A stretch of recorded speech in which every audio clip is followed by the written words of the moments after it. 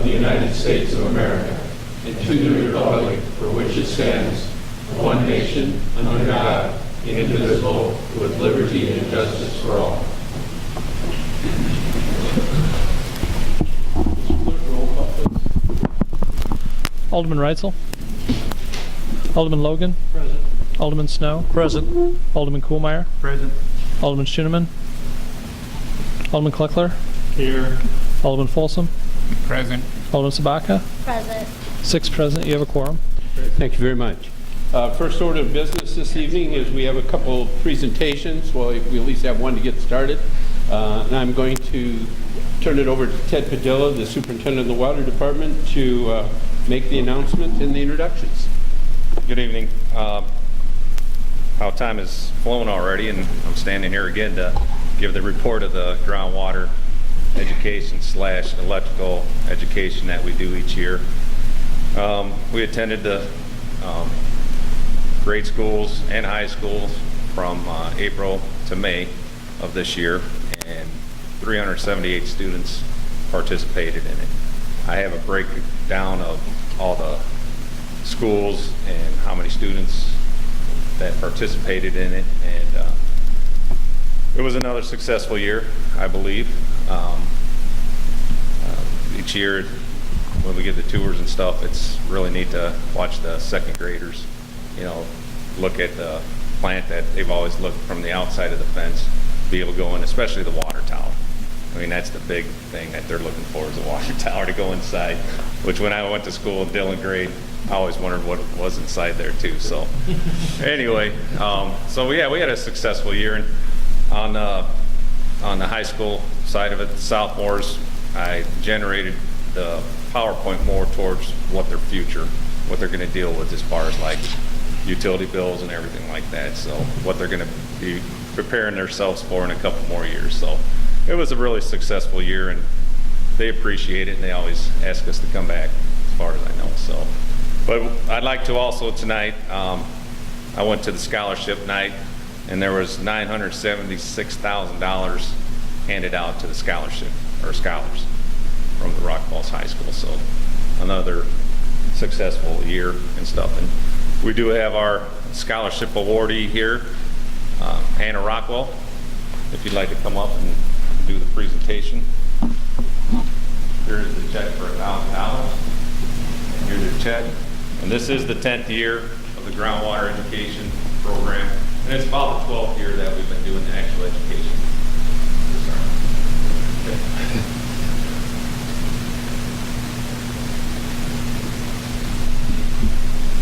All right. Hannah, do you have anything to say for the council, or? Just thank you very much. Definitely going to need the money, so it's a great help. Where are you pursuing your education at, Hannah? University of Illinois. Ah, I know she made a lot of trips up to when her name was quite a bit. what are you going to study there? Chemical engineering. Chemical engineering. Good for you. There's zeros on the end of that. Well, congratulations. Thank you.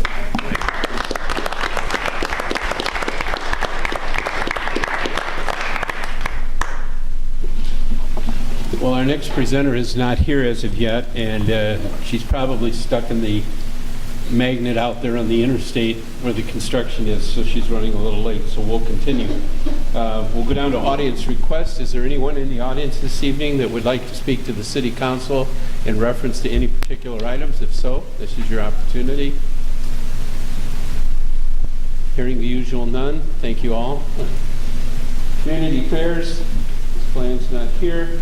The consent agenda items this year, as any members of the council wish to have any of those items removed for individual discussion? If not, Mr. Clerk, if you would. Approval of the May 15th, 2018 regular council meeting minutes.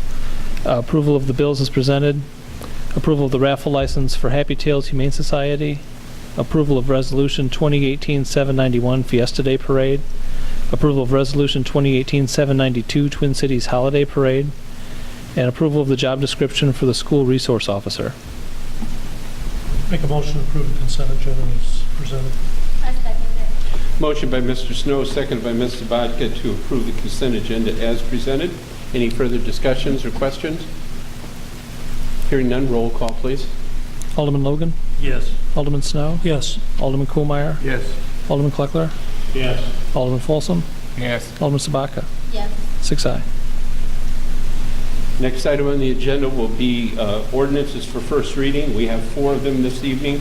We'll do these as a group unless any member of the council would like to have any one of them held for any particular reason. This will be first reading only. Mr. Clerk? Approval of ordinance 2018-2379, an ordinance authorizing and providing for the issuance of not to exceed $1,200,000 general obligation bonds, waterworks systems alternate revenue source of the city for the purpose of providing certain improvements to the waterworks system of the city, prescribing the details of said bonds and providing for collection, segregation, and application of waterworks system revenues for the payment of said bonds, and the levy of taxes to pay said bonds if such revenues are insufficient for such payment, and providing for the sale of said bonds to the purchaser thereof. Approval of ordinance 2018-2380, an ordinance authorizing and providing for the issuance of not to exceed $1,200,000 general obligation bonds sewerage system alternate revenue source of the city for the purpose of providing certain improvements to the sewerage system of the city, prescribing the details of said bonds, and providing for the collection, segregation, and application of sewerage system revenues to the payment of said bonds, and the levy of taxes to pay said bonds if such revenues are insufficient for such payment, and providing for the sale of said bonds to the purchaser thereof.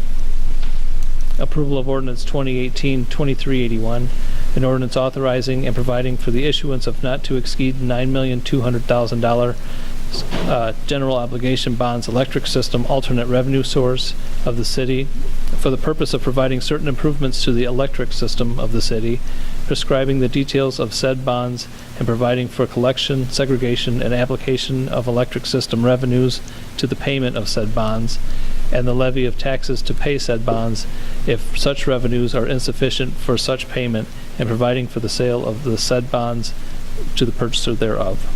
Approval of ordinance 2018-2382, an ordinance approving the zoning changes at 1510 Prophet Road, which were approved by the Planning and Zoning Commission from R2 to B,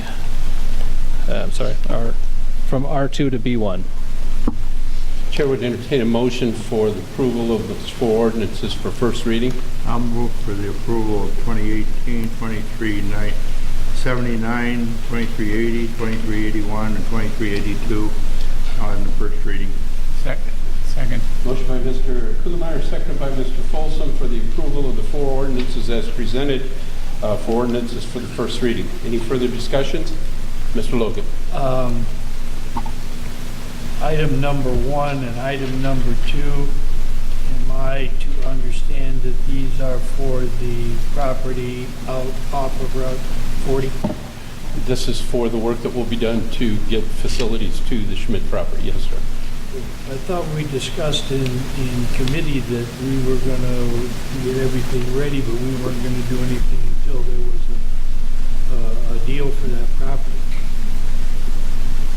I don't believe so, sir. I think that the committee's recommendation was that we go ahead and move forward with it. At least that's my recollection. Any of the other members that were there? I think my statement was that if you don't have the utilities to the property, you may not have interest in waiting till the utilities get there from a possible buyer, similar to that.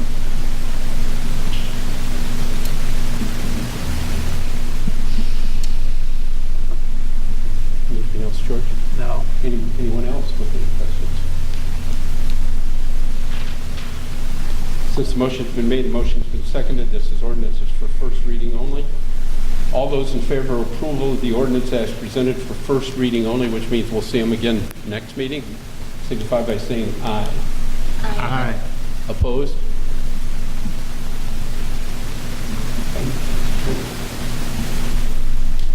Ms. Blacker, do you want to go ahead and get through yours and let them catch their breath for a few minutes?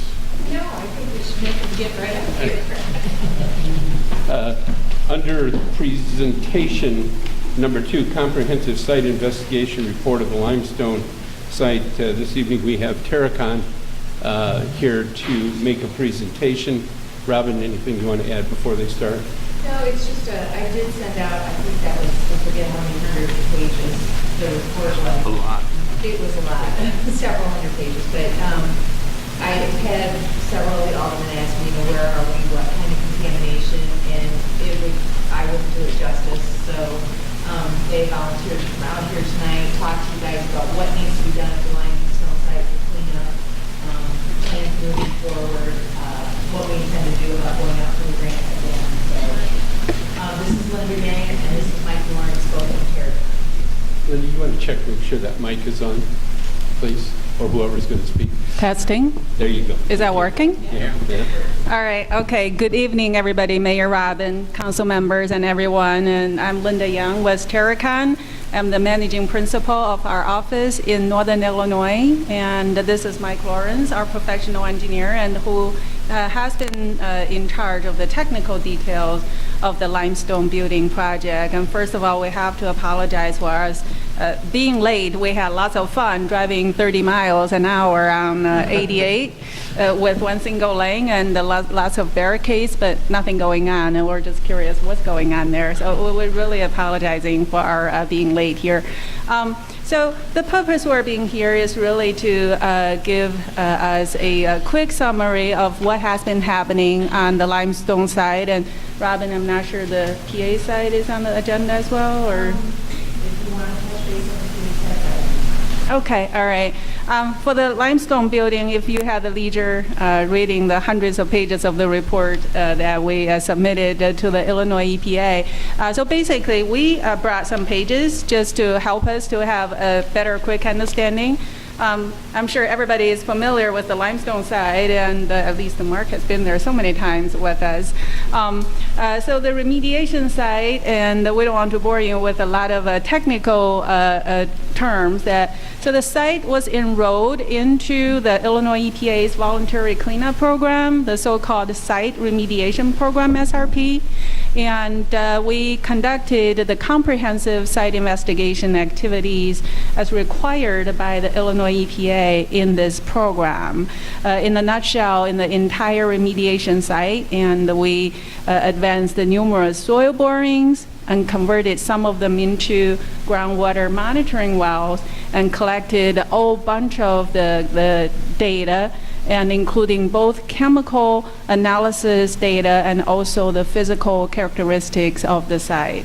In a nutshell, that the investigation results showed to us that the site is contaminated mainly with PNAs and the metals in soil and the groundwater.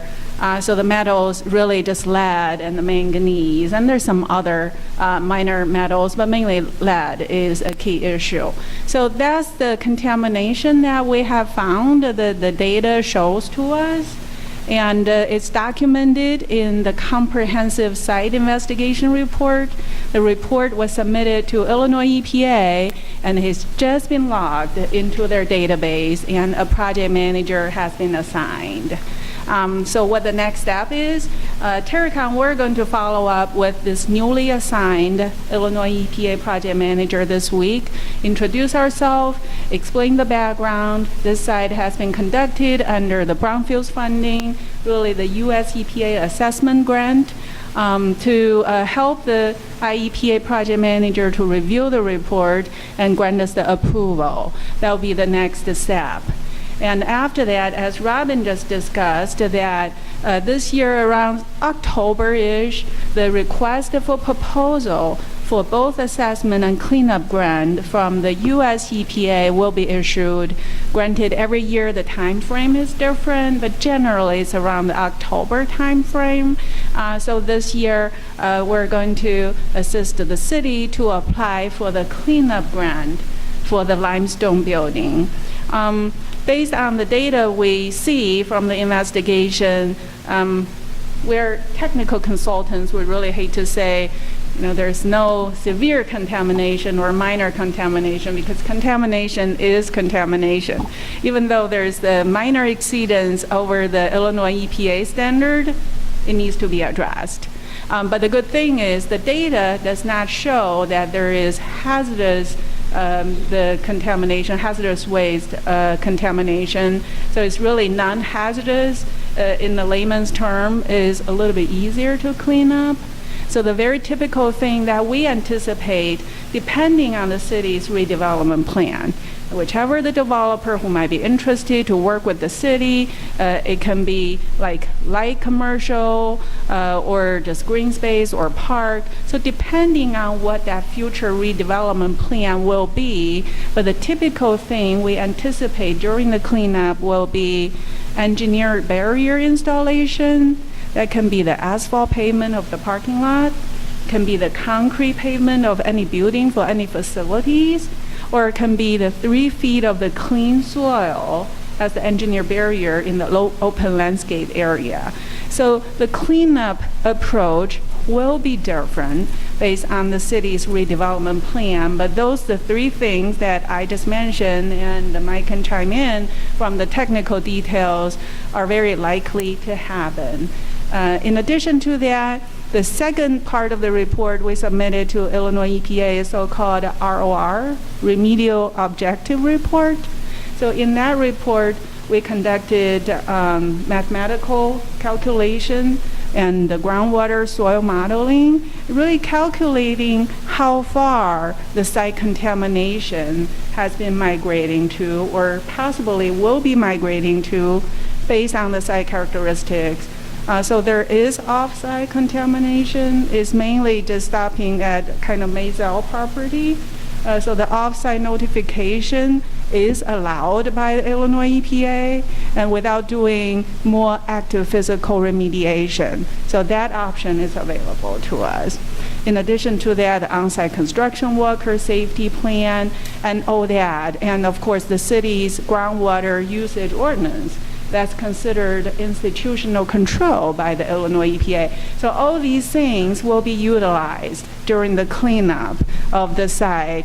We're happy to report that based on the data, we really did not see, again, the very grossly contaminated soil or groundwater, but again, it doesn't mean that nothing should not be done, that everything on site is fine. It doesn't mean that either. But we feel confident the cleanup should be straightforward, but of course, the minor details will be different depending on the redevelopment plan. So that's in a nutshell of what has been investigated and detected from the site and what we see the next step of the site. So the site can be developed, the building can be built back on the site. Absolutely. Part of, if they're going to build on it, then part of the remediation of that again, that the barrier go underneath the building or in the concrete foundation there. That's a good question Robin has, is the most cost-efficient way to conduct the cleanup during the redevelopment. For example, Robin just mentioned the concrete pavement or the asphalt pavement. It can be part of the redevelopment plan. For example, let's overly simplify the scenario. Let's just say city has a redevelopment plan already. There will be a facility being built on site. So working with our environmental engineer and the civil designer architect, that the contaminated area can be selected as where this new facility is at, the building or one-story building. So the concrete pavement of that building, first of all, is needed, right? You're building a new construction on site. And secondly, that pavement can be considered as the engineer barrier, and it can be covered by the cleanup grant. So it's really a win-win situation. It's the most cost-efficient way to do the cleanup during the redevelopment, or combining the two processes together. But nothing prevents that the city, whatever the city wants to do at the site. How how far are the contaminants moving in a time frame while we're doing nothing to it? Is this something, if we wait a number of years, now we're going to look at cleaning up 2 or 3 times as much area as what's contaminated now, or how is that moving? Sure, that's a great question. So I just mentioned that we conducted the mathematical modeling based on the chemical data and the physical data of the site. And as we know, nothing has been done on the site, right? And the contamination was likely caused by the historical industrial operation, which happened on the site years and years ago. So based on our modeling, the furthest migration might like less than 800 feet from the site, and the groundwater flow direction is measured to be parallel with the river, so kind of flowing toward the west to southwest direction. So we're talking about right now that I think is the lead contamination, because the metals tend to migrate far because there's not a whole lot of a chemical degradation of metals. So the furthest that we have seen from our modeling, 800 feet. And that's based on contamination happened years and years ago, and nothing has been taken place and at the site. So that's what we see. That site was protected with a building. Now we've got a bowl there that's full of water and all the rain and everything that's there. Is that moving the stuff any further at a higher rate than what it historically did? Yeah, with the heavy rainfall and all that, not necessarily is moving the contamination in the grand scheme of things. So our modeling did consider the hydraulic conductivity of the site, and which is really how quick the water is flowing. And it also considers the hydraulic gradient, meaning from the higher elevation, the water is flowing toward the lower elevation. So all these things are really the average over whatever years. And it might be different depending on which day we do the test, but generally for the site, unless there's a significant elevation movement and changes, they relatively stay the same. Less than 800 feet, that's what our modeling showed. And so part of it, because we have the ordinance in place that people in potable water have to get the city water supply. Correct. That helps us. Absolutely. Remediation. Absolutely. So that just means that people will not be allowed to, all of a sudden, somebody wants to dig a well and to take the water out of the well for drinking purposes. It's not allowed by the city ordinance. So that ordinance is approved by IEPA as an institutional control as part of the cleanup plan. So the city ordinance is definitely helpful. Is that so many feet around that site then for like a well then? Or is that throughout the whole city? Since the city has the ordinance for the entire city that covers the site already, so that is helpful. Let's just say under the circumstances the city doesn't have an ordinance, and we can definitely request IEPA's approval just for whatever the distance from the radius from the site as a limited ordinance. That's equally fine too, but the city has an ordinance already. So it's in place, and there's nothing else that's required to be done. We had our debriefing with the US EPA on the grant and over their subjective comment on the grant. So Terracon is going to be working with us this summer if the grants basically make the changes they want to do. Right. Right. Yeah, from the debrief we learned, I think in addition to some subjective review that, as Robin alluded to, and Mayor was on the call too, the biggest point the US EPA had, and of course with this process, as everybody probably has learned, the proposals were sent by Joe Schmo, maybe in Florida or Montana, that they have no idea about who we are and what City Rock Fall is, and so they review based on whatever they think at the moment. But the biggest point we think is valid is really that the reviewers' comments said that there's no concrete redevelopment plan for the site. So in their mind, if another site that they have a clearly written redevelopment plan, senior housing or whatnot, they feel those are the sites they probably should have the limited funding earlier than we do. So despite all the other subjective points, I think this is a valid one. And since now we're talking about year after and there's more movement and more communication, I'm sure there are a lot of other people that are interested. And so I think that will be a very good piece of information we bring into this new proposal. So we're going to work with Robin, the mayor, and the other folks here starting this summer to gather information to fine-tune our proposal and go from there. Well, I think part of it too is we weren't really pushing that property for development right now because we were thinking of cleanup of it first. Really, it sounds like cleanup can go on simultaneously with development.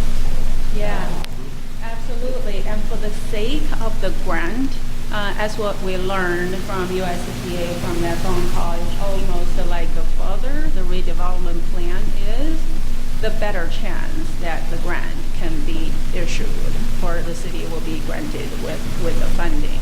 That's what they indicated from the call. So we don't necessarily look at a same comparison as to the corner gas station that's been there for 80 years leaking out of their tanks, where they come in and dig up all the dirt and haul away and haul in new. You're thinking I guess what we would call the cleanup is much more of putting a building back over top of it so that nobody can disturb the ground again? Is that the kind of Yeah, it is part of that. And again, depends on what redevelopment plan is. That I also mentioned that if for whatever reason that the city wants to have the open landscape area somewhere. So in that area, probably the top 3 feet of the soil needs to be replaced by the clean fill. But in the area, if there's a facility or building that is planned to be constructed, then it will be the best to use the concrete pavement as the engineer barrier. So with the gas station, definitely different, and now we're getting into a little bit technical. That gas station is talking about volatile, the vapor, the volatile into, we smell the gas, right? But we don't smell metal, right? We do not smell a lot of the PMA. So that's different kind of contamination. So with gas station, again, very common, the tanks need to be yanked out and the contaminated soil needs to be replaced, definitely. But we do a lot of that kind of projects too, and it is possible that if the contamination is minor, that can be treated by asphalt pavement on the surface too. So it depends on the technical. Any other questions for Linda or Mike? Mike, you look good just standing there, buddy. Mike is the one who got all the details put in place. He just wants to make sure I'm talking about the right thing. So, we're going to have Facebook and PA? Yeah, sure. I'll let Mike talk about the PA side. We also have put together some figures for the PA site, but it was part of the former Northwestern Steel and Wire site.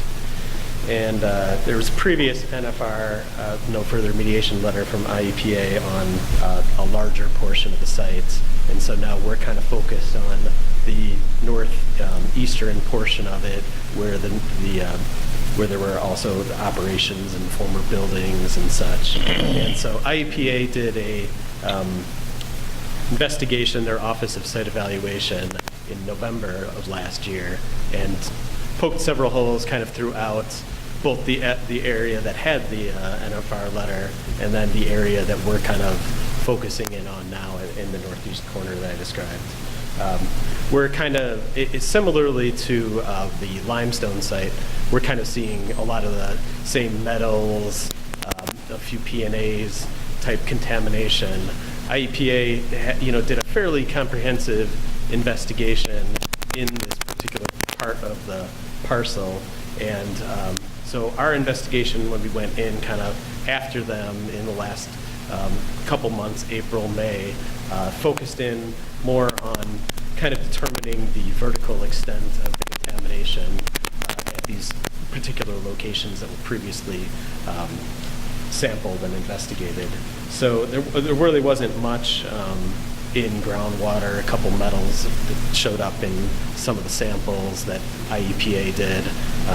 And we've been kind of, like I said, focused more on the soil type investigation and, seeing where that will lead us. We're kind of finishing up a few things on that. And then our plan is to take the data that we get, both the IEPA data and the Terracon data, combined comprehensive site investigation reports. Similarly to limestone, it'll just be focused on the investigation part of what we've done out here at the Northwestern Steel and Wire sites. Sure, yeah, I would like to add to that. The PA side is definitely particular than the limestone side, as other than they are aware, and from two factors, and one is right by the river, and the previous data saw the riprap was approved by the EPA as an engineer barrier, but the Mother Nature show is not a permanently well-behaved engineer barrier, and Illinois EPA is aware of that. So that will be part of the goal in this round of the cleanup when we get to that point, to really come up with a more protective engineer barrier, still cost-effective, because, boy, Robin doesn't need to worry about it every 2 or 3 years. Right, I mean, because they looked at an audit of that riverbank every 5 years, and it did not even last 5 years before it was reached. But EPA is working with this. They're not going to come in and find this or, do anything like that. But we're looking for a more permanent solution, because with that, with the riverbank the way it is, if somebody would want to develop it, we would have to keep it approximately 150 foot east from the riverbank. Somebody who's going to want to build is going to want to go much closer to the riverbank than that. And again, we weren't worried about the ground contamination too much, because when they build, they can put the, even residential, they can put the paper barriers and all that in. But that riverbank, we've got to have something permanent there. We don't know what it's going to be, whether it's going to have to be cut back or tiered, a mixture of concrete and riprap, or how they're going to do it, but we need to find a permanent solution. So we're still set to be receiving, hopefully by the end of next week, the revolving loan fund agreement from the state of Illinois for $800,000. But my fear is that's only going to be probably about half of what we need to construct a permanent solution for that riverbank. Otherwise, that property's going to sit. If somebody has to be 150 feet away from that riverbank, that really takes the appeal away from that property. And Linda or Mike, speak to, follow up with what Robin said in our discussions previously, that any developer that would come in currently, because we have no further remediation, on one hand is a good thing, but on the other thing, we're finding that the lending institutions that would lend money to a developer, it can't be just the no further remediation, it has to be of a higher comprehensive. So the need to continue down this path of trying to get to the bottom and finishing this will really be a big plus in helping go forward, so developers can get the necessary funding, because banks will just not lend them even with the current no further remediation unless they build on top of what's already there. And Yeah, another minor factor is from the Illinois EPA's recent investigation and Terracon additional delineation right by the river range. There is one area that has high metal concentrations. So we're going to try to negotiate with the Illinois EPA and using the allowed tools, like what we mentioned, the modeling, offsite notification, the engineer barrier, to list that out, that there is a strong likelihood, as we already had some verbal discussions with the Illinois EPA beyond that, they want that spot by the river to be actually remediated, meaning the soil to be got out and sent to the landfill. Is not that enough to be classified as a hazardous waste? It's going to happen, but definitely that would be the extra cost. But compared to the riverbank that Robin just discussed, but that's just my issue. The riverbank is really the biggest challenge for this site. And even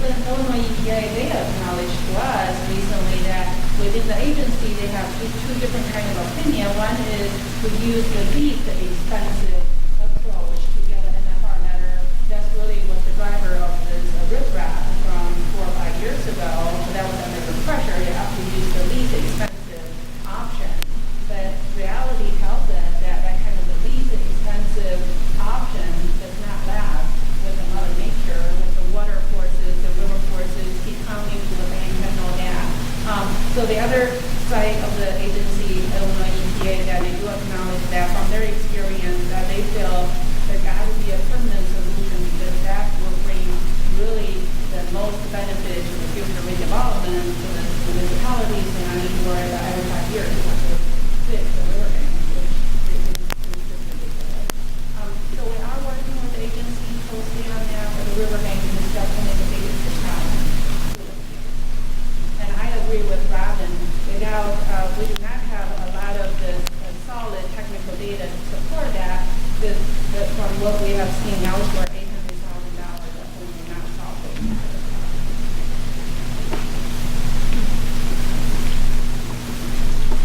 Any other questions from any of the council members? Get this straight. We were told by the EPA, trying to follow all of that, we were told by the EPA that there was no further remediation required. But now, because of the river bank, we now have to do further remediation. Well, you gotta remember, George, when they did the first one, it was, remember where Maysville used to store their stuff on that northeast corner? That was never remediated. So the developer that we did have come in to look at doing the housing complex there, that makes the whole deal between that spot and the riverbank. Yeah. But the EPA told us that we had no further remediation to do. Now we do have remediation to do. Did I understand that correctly?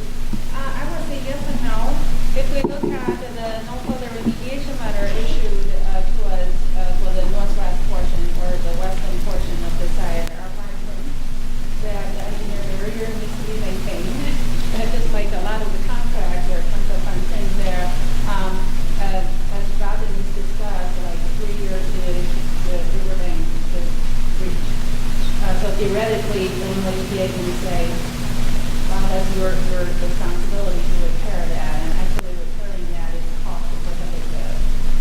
So with the negotiation from Robin and Mayor with the agency that Illinois EPA now is agreeing to work with the city and provide additional funding, not only into the northeast corner of the site to make the future redevelopment to be doable, but also look at the entire riverbank. Previously, the riverbank is only a portion of that, the entire lot. The rest of the riverbank were not investigated and was not covered by the previously issued NFR. So with the city's successful negotiation that they agreed to provide additional funding to look at a permanent solution of the riverbank. The no further remediation, just to be clear, I think to George's point, that was issued at the time it was issued back years ago, George, because the concrete, the rest of the area that was, because the concrete was left. That provided the NFR. Right. There was a problem with the bank, so since the concrete was there, that was NFR, and with the funding that was available, that's when they took the bank, not all of it off, but they put the barrier down and then added the new riprap to take care of that. The rest of the area where the concrete remains today is NFR, but if somebody goes in and removes the concrete to build or something, Something needs to be done. something needs to be done. If you just leave it the way it is with the concrete sitting there forever, it's, Except the bank would still be. the bank would still be an issue. Correct. I think that first wash actually happened within the first year that was laid down. What is NFR? No further remediation needed. It's a release of doing any further cleanups or anything that is issued through the USEP and the IED. Yeah, the no further remediation letter, the NFR letter, always has terms and conditions, including the concrete needs to be in place and maintained, including the riprap needs to to be, continue to be covering the riverbank and to be maintained in good quality. And the city groundwater ordinance needs to be in place, all these kind of things. So now, if somebody comes in to build like a housing complex or whatnot, the concrete pavement is going to be open. So that term and condition will no longer be existing, so something needs to be done. And now the riverbank, the riprap breach, so that changes that term and condition. So when the EPA looked at this back whenever this happened, they didn't look at the riverbank. Am I correct? They did. They approved it, not. They did, okay. All right, so they looked at it. Seeing how that river has been there a lot longer probably than the state of Illinois has been around. There's no responsibility on their part for telling us that all we had to do was We asked them that, Now we George, you have wanna to know do what what? they told us? You wanna know what they told us? This has been almost 3 years ago they had told us this. They told us to sue Terracom. And Terracom's looking at them going, you guys put your certified stamp on it, you approved the I'm design. asking the question. Yeah, it's ridiculous. No, they won't. Put it this way, if we can get some forgiveness out of them for the RLF, that would be probably the best that we can do for their mad program. I think not only Illinois EPA who did at the time, Army Corps did it that involves water. And again, it's all like a theoretical against the real world. Things work on the paper, but they might not work in the real world. I have a question. If you turn it like into green space, like you said earlier, do we have to remove the top 3 feet or can we add 3 feet of good soil? It depends on what the redevelopment plan is and what is more cost effective. And we definitely have done work elsewhere that adding soil on top of the existing, if it works with the civil engineers, like one project we worked on, that civil engineer said, well, it's in the floodplain area, you have to balance the elevation. You cannot simply raise the elevation, you have to balance it out. So as long as that kind of thing works out, and we can use the mathematical, the modeling, the calculation, it will be so-called a tier 3 evaluation. It's likely doable, but that will need more scrutiny from Illinois EPA. Okay. Thank you. You're welcome. Anything else? I'd like to thank Linda and Mike for the journey out. Sorry you got held up in the spider web along the way. But we appreciate you coming out. We appreciate our partnership with UMD Center. So. And I appreciate the alderman taking, listening to this because this is not a clear-cut thing. And I want you guys to understand what we're dealing with this. And unfortunately, as Mr. Logan has pointed out, you can't go into this with thinking that it's common sense. Because it doesn't, it's not common sense what we have to deal with. And it doesn't exist when we work with the government. Thanks a lot. So, all right. Okay, thank you very much. Thank you. And we apologize again for being late. And again, if there are any other additional questions, and Robin always knows where to find us, and we'll address your questions as soon as possible. Thank you. Thank you. I watched it up. Okay, all right, that's okay. Thanks so much, and Thank you, have a Linda. nice rest of the evening. Yep. And Robin, I'll give you a call tomorrow. Okay, about the other thing. Okay, thank you. Ms. Blackburn. All right, first of all, I'd like to wish Commander Pett, who I believe retires in 2 days, a happy retirement. He went out with the bank, having to do the council meeting, so congratulations on that. I'd like to start off tonight by asking for approval of partial change order number 1 from Civil Constructors, Inc. 2283 Route 23, Port Illinois, for additional road work on West 5th Street in the amount of $36,041.06. What was these additions for then? Can I go ahead and answer the questions, or do you want a motion? We need to have a motion For first. second. So moved. Mr. Folsom. I'll second it. Oh, I thought Folsom and Ms. Sabatka, open for discussion. All right. Go ahead. What this is when we got the contract from Civil on South 14th and for South 13th, which was actually a core out, the prices were unbelievably low for both the excavation part of this and the asphalt. As such, and the bids came in considerably lower, and we had budgeted almost over $900,000 for road projects this year. So as such, Willie Hoffman worked with our public works, our public property committee, and found sections of street that needed to be poured out, that they had no base, but yet had good curves, maybe just replacing a couple spots. And we were able to locate two sections. One was that section of West Fifth, and the other, as you see in number 2, is the section from Avenue B from East 7th to East 3rd. And so these change orders are that additional road work that was approved by the public property committee, and we're still staying under budget adding these new roads. So, This work's already going on. yes, sir. Thank you. We have a motion on the floor, been seconded for the approval of the partial change order for civil contractors for the West Fifth Street in the amount of $36,041.06. There's no further questions or comments. Roll call. Alderman Logan? Yes. Alderman Snow? Yes. Alderman Kohlmeyer? Yes. Alderman Kleckler? Yes. Alderman Folsom? Yes. Alderman Sabaka? Yes. 6 aye. Number 2 is approval of partial change order number 2 from Civil Constructors, Inc., 2283 Route 20, Freeport, Illinois, for additional road work on Avenue B in the amount of $40,491.30.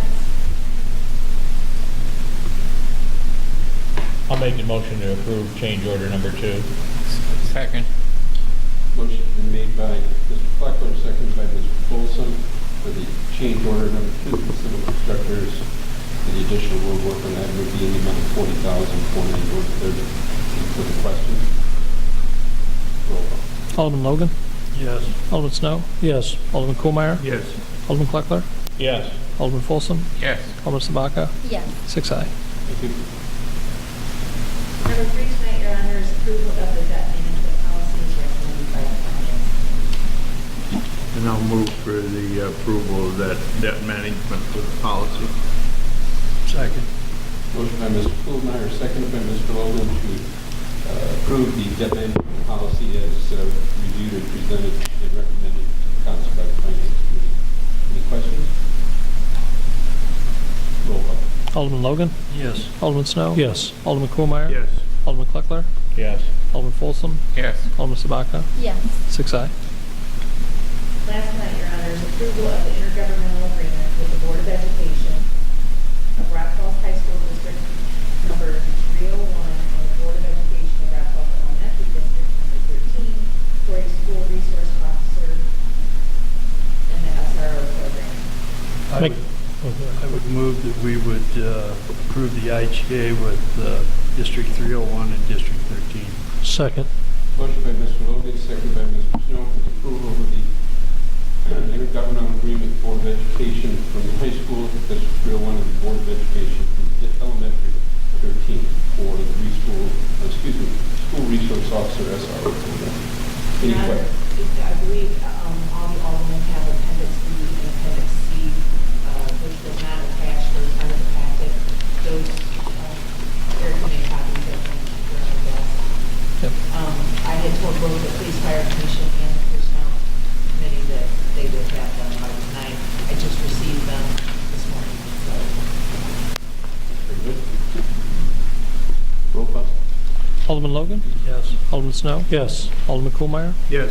Alderman Kleckler? Yes. Alderman Folsom? Yes. Alderman Sabaka? Yes. 6 aye. Anything else about it? Nothing else, Your Honor. Okay.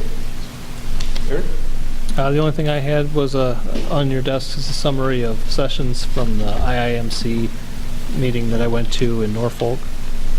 That's all I have tonight. Mr. Reed? Thank you. Mr. Frankenstein? Enjoy your vacation. Mhm. Mr. Cox?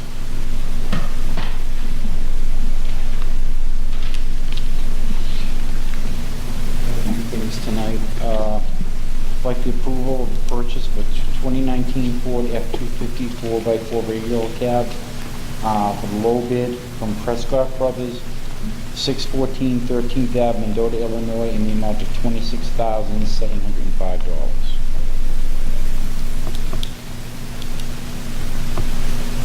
Make a motion to approve. Second. Motion by Mr. Snow, second by Mr. Folsom, to approve the purchase of a 2019 F-250 4x4 regular cab from Prescott Brothers, Mendota, low bid in the amount of $26,705. Yes, sir. One question. Sir. In the packet, I saw the bid from Prescott. Were they the only ones that gave us a bid on it? That was the only bid Okay. that came in. Thank you. Any additional? Roll call. Alderman Logan? Yes. Alderman Snow? Yes. Alderman Kuhlmeyer? Yes. Alderman Kleckler? Yes. Alderman Folsom? Yes. Alderman Sabaka? Yes. 6 aye. Okay, the second, I'm asking for the approval for the purchase of 180 tertiary filter cloths for banks 1, 2, and 3 at the wastewater plant.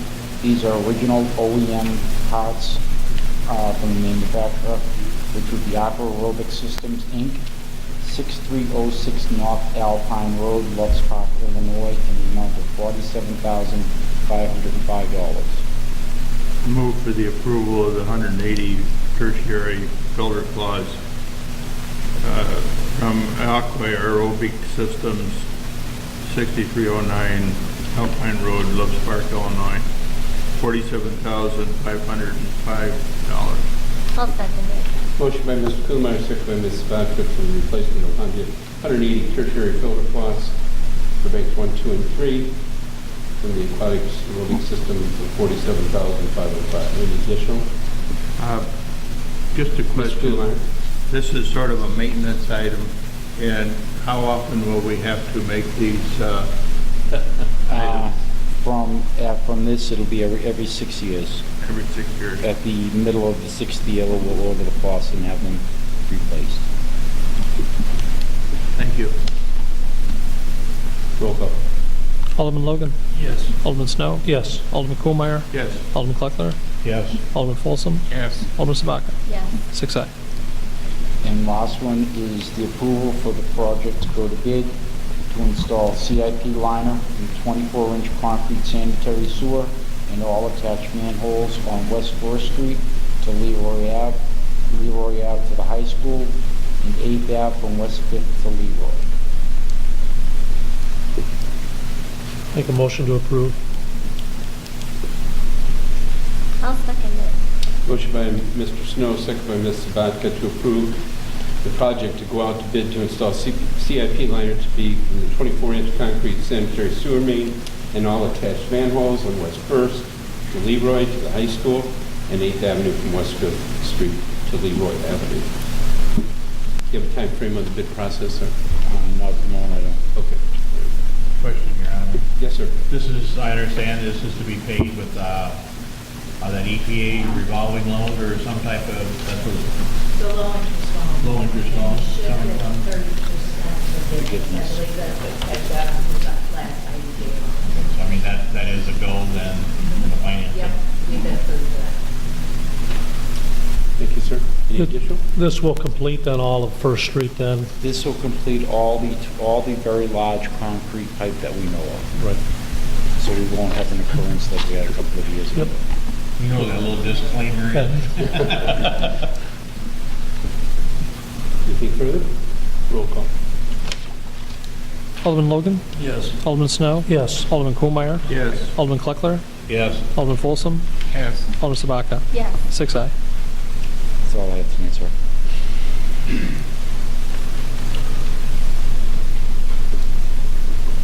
Mr. Simon.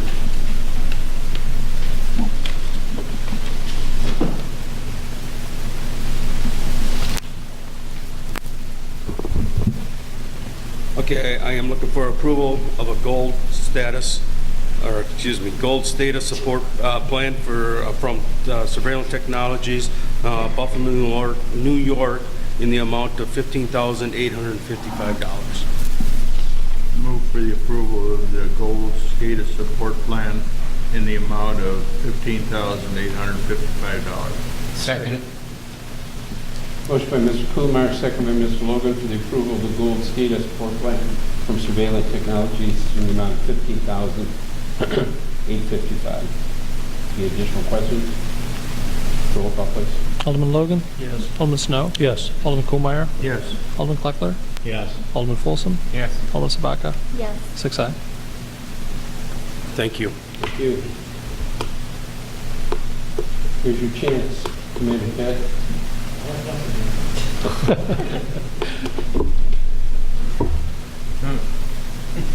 Practice that well. Chief Cook. Thank you. Mr. Sherman?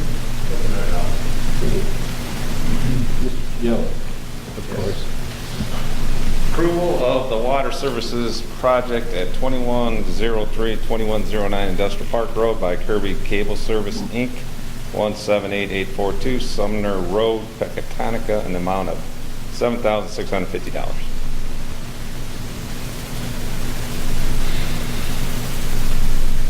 I make a motion to approve that. I'll second.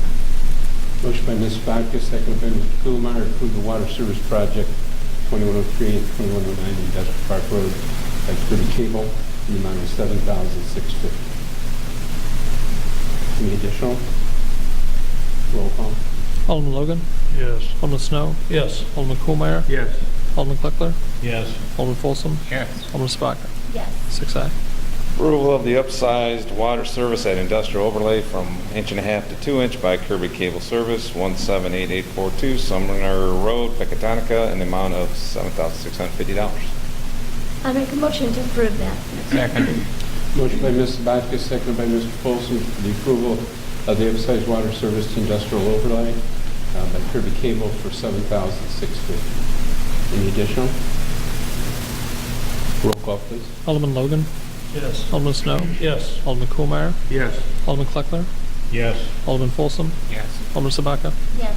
6 aye.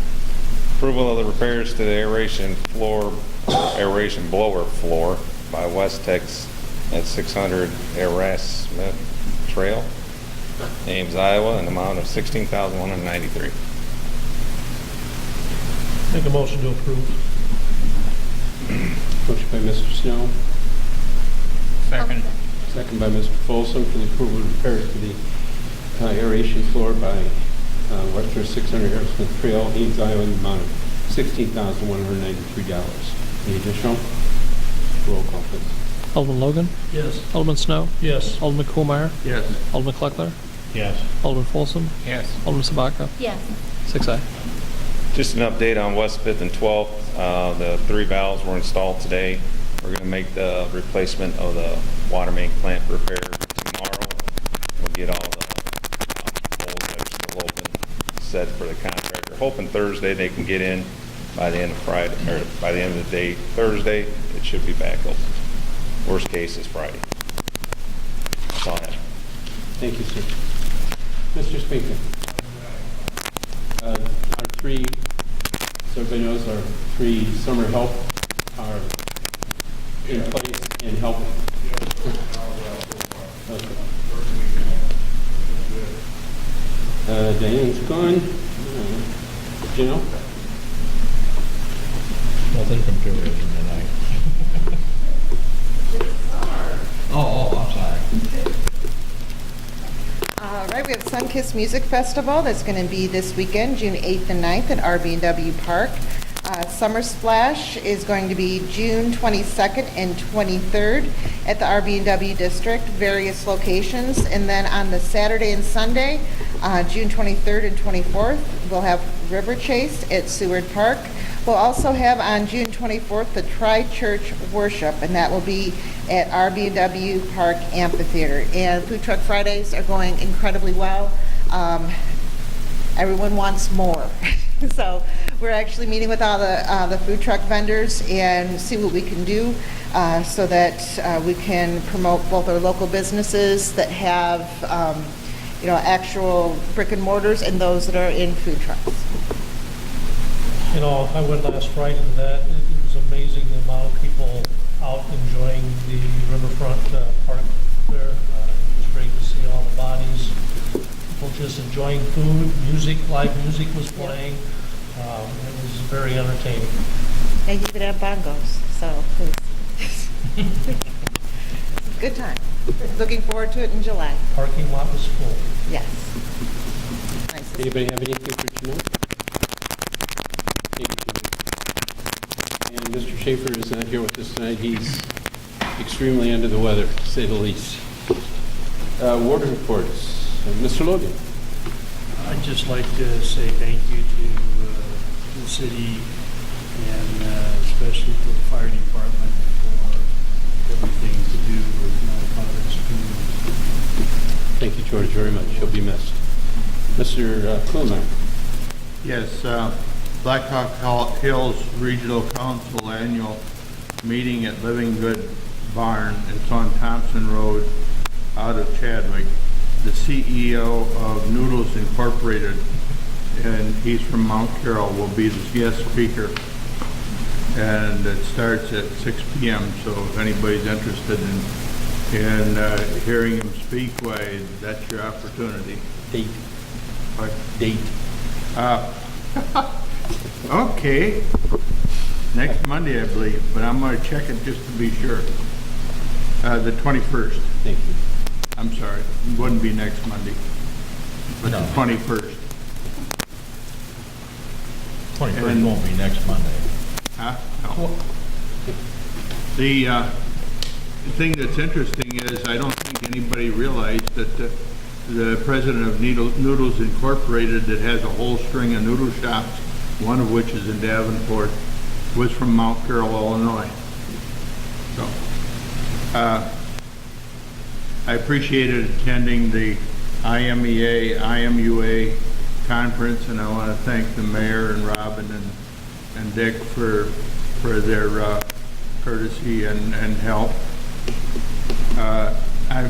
They had impressive sessions, especially Commonwealth Edison's on using their drone locally. I thought that was pictures the drones took of the insulators on the high lines and stuff was very interesting. So, thank you. And Rock Falls was in the photos. That happened to be the area that they were that they stuck in the show, whether intended or not. That's how it worked out. One thing the gentleman said that he truly loves Rock Falls, so that's nice. Mr. Snow. Nothing negative. Thank you, sir. Mr. Schunem is gone. Mr. Kleckler. Yes, I would like to congratulate Third Ward resident Kimberly Kleckler on her graduation from NIU Law School. Congratulations. Yeah. You did the third ward? What's that? What ward was that? Third Ward. Third Ward. You know, that side of town's getting a little heavy on the law side, so. Yes. Mr. Foley. Nothing tonight, Mayor. Did you get your question answered? That was yes. I have one item on the agenda this evening to prepare to you guys. In your packet, the Rock Falls American Legion has submitted a special event liquor license. This allows their business to take and use their license on their property, and they're going to have a bags extravaganza, which is those bags you toss. They do this on the inside on Wednesday evenings, and they're going to do it on the 4th of July as a fundraiser for their organization for needed repairs to the building. The fire department has reviewed, Deputy Chief Milby has reviewed the fencing and stuff that will be in place, and everything is good with that. So I would entertain a motion for the approval of that. So moved. Second.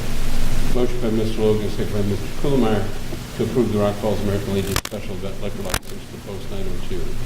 They've got all the particular licensing, all the insurance. They have dotted all that and crossed the Ts in Mr. Kulamar. Okay. Nothing, I presume there'll be adequate parking for everybody?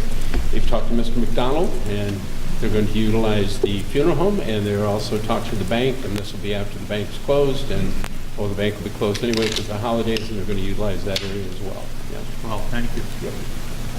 And although it's not on the agenda, we would be remiss if we didn't thank Commander Jay Kett for his many, many years of service to the city of Rock Falls. While he's done in 2 days, he's actually not done, but going on terminal leave. So for all practical purposes, he's actually done. And that goes through August. So Jay, thank you so very much for your service to the city and all the work that you've done with the police department. And it's truly appreciated, and hope to wish you the best in retirement. Yep. No executive sessions this evening. Next council meeting is 6/19/2018. Mr. Folsom. I'm